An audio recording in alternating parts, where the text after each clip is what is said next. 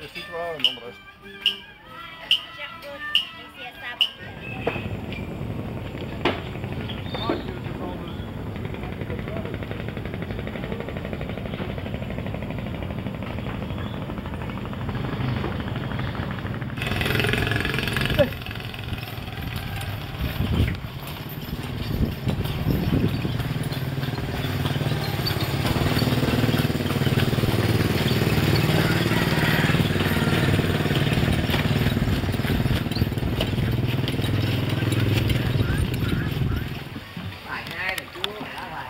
Đi 2 cầu hay gì thế này, 1 cầu mà rồi 2 cầu đi kia kìa.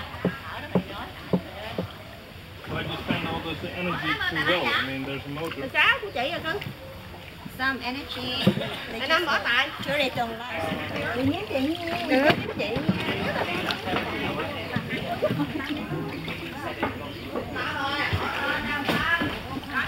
Ông đi đò nào?